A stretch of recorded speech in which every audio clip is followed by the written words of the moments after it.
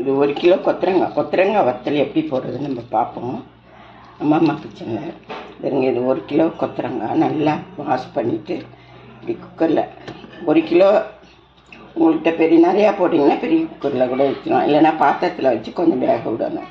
இப்போ கேஸ் இதிலெல்லாம் வச்சா கேஸ் மிச்சமாகும்.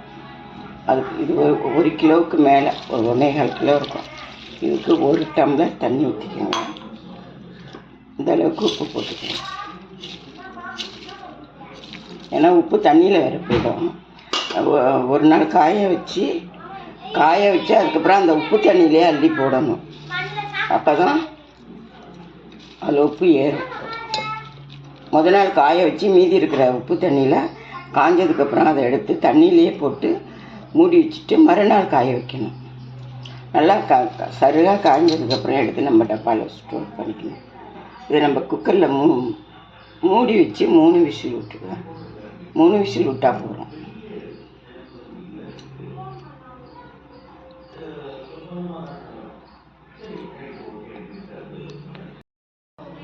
பாருங்க, நம்ம ஊற்றின 1 டம்ளர் தண்ணியை பாருங்க, அப்படியே 1 டம்ளர் தண்ணி ஊற்றினா போதும் 1 கிலோவுக்கு.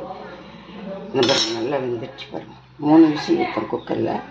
நல்லா இந்த அளவுக்கு வெந்துடுச்சு.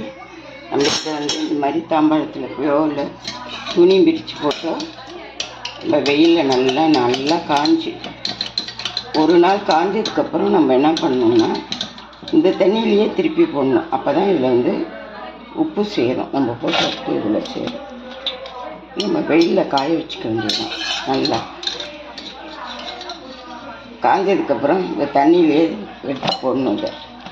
இந்த தண்ணியிலையே எடுத்து போட்டு நம்ம தண்ணியை பத்திரமா வச்சுக்கிட்டு அப்படியே உப்பு வாயில் வச்சு பார்த்துட்டு உப்பு சரியாக இருக்குன்னா போட தேவையில்லை. உப்பு பத்தலைன்னா ஏன்னா இதில் திருப்பி உப்பு போட முடியாதுல்ல, அதுக்காக இந்த தண்ணியிலே போட்டு நம்ம ஊற வச்சு மறுநாள் காய வச்சுக்க வேண்டியது. உப்பு வாயில் போட்டு பார்த்து உப்பு போதும்னா நம்ம இந்த தண்ணியில் போட தேவையில்லை.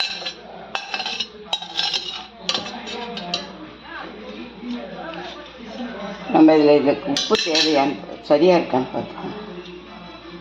பாருங்கள் நல்லா காஞ்சிச்சு, நல்லா வெந்துச்சு பாருங்கள். நல்லா வெந்துச்சு பாருங்கள். இது மாதிரி வேக வச்சுக்கோங்க. இது மாதிரி நல்லா வேக வச்சுக்கோங்க. காம்புக்கு மேலே ஆய தேவையில்லை. அப்படியே காய வச்சு அப்படியே டப்பாவில் போட்டு வச்சு வச்சுக்க வேண்டியதான்.